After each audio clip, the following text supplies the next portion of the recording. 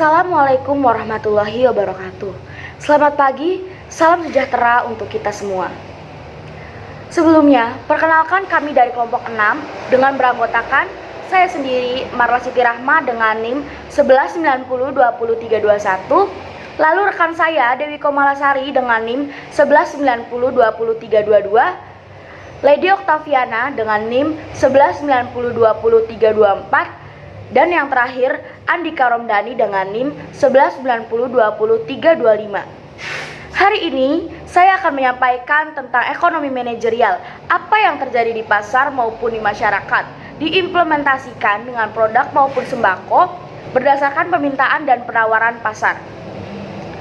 Namun sebelum saya memulai presentasi, saya mengucapkan terima kasih kepada Bapak Yono Maulana Eskom MMMPM selaku dosen ekonomi manajerial Universitas Swadaya Gunung Jati, dan saya juga ingin mengucapkan terima kasih untuk teman-temanku yang saya cintai.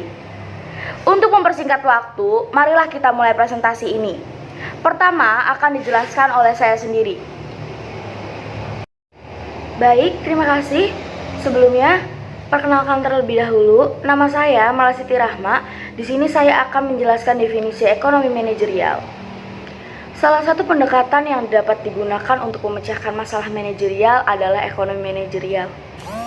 Ekonomi manajerial adalah studi yang menerapkan teori dan konsep-konsep dalam ilmu ekonomi dan metode atau teknik-teknik untuk memecahkan masalah-masalah manajerial secara optimal.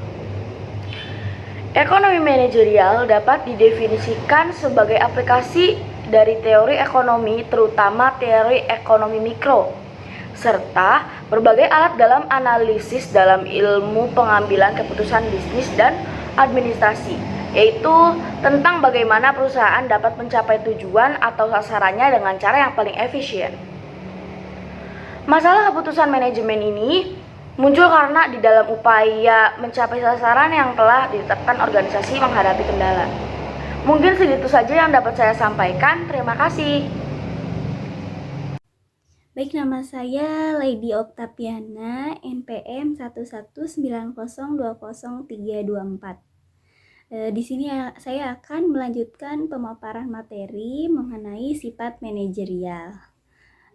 Sifat manajerial ada 2 poin. Pertama yaitu setiap manajer pasti akan mempunyai masalah-masalah yang timbul pada manajerial kegiatan perusahaan ya. Karena menurut saya tidak mungkin seorang manajer itu tidak mempunyai masalah yang timbul pada manajerial perusahaannya. Bisa saja ya mungkin banyak ya konflik atau problemnya itu mulai dari kenaikan harga atau penurunan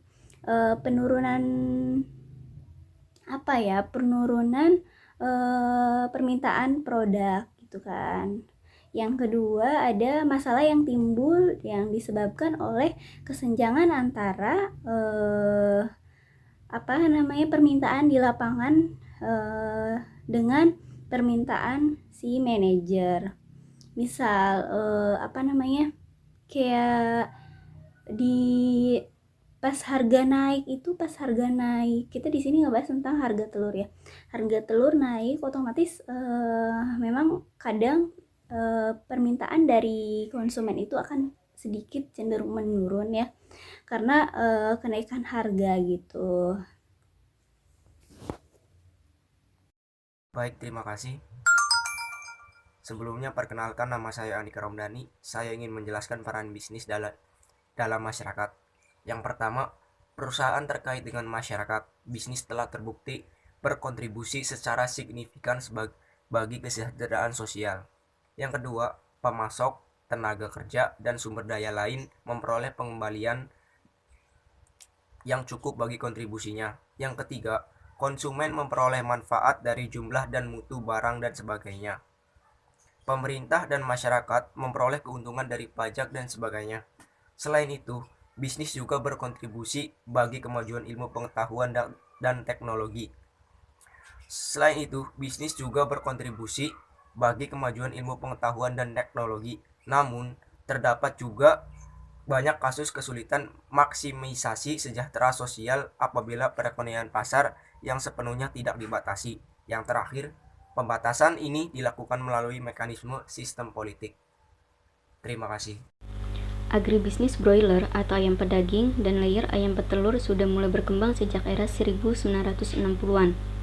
Saat itu persoalan suplai atau pasokan yang tidak cukup dan kurangnya pasokan input produksi seperti pakan dan DOC ayam umur sehari menyebabkan telur dan ayam ras sebagai sumber protein yang tidak mudah dijangkau oleh masyarakat.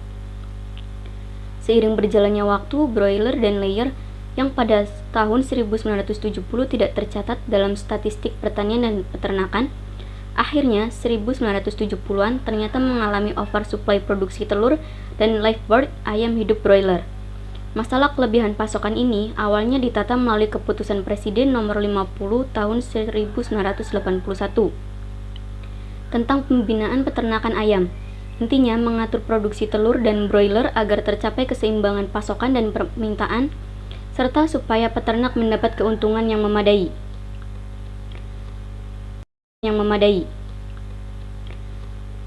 Jika tidak dibatasi secara komprehensif, terintegrasi dan sistematis, maka akan selalu terulang.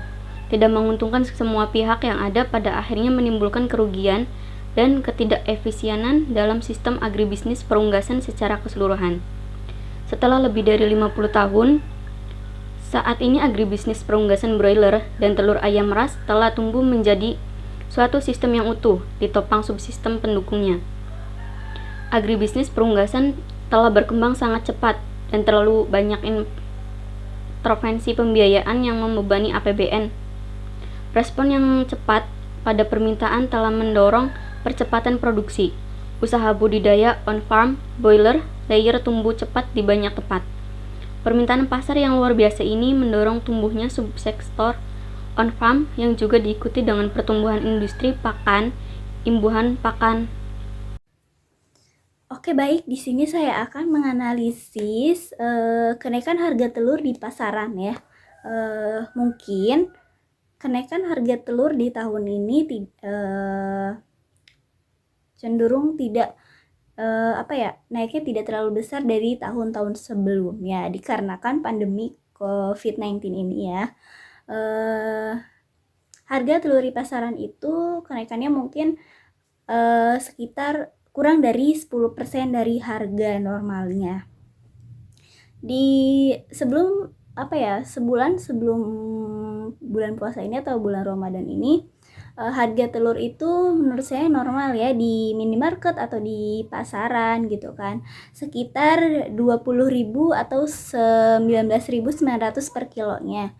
Tetapi dengan adanya kenaikan ini di bulan Ramadan ini, kenaikannya itu sekitar 24.000 sampai 25.000 per kilonya gitu kan.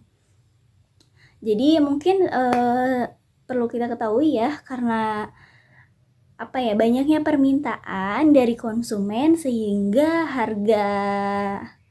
harga telur itu mengalami kenaikan gitu kan. Tetapi tidak banyak juga, tidak sedikit juga maksudnya ya, dari pengusaha atau pembisnis seperti bisnis telur ayam gitu kan ya, mengalami kerugian gitu kan apabila si harga telur di pasaran itu mengalami penurunan atau mengalami mempunyai harga yang murah gitu di pasaran gitu kan.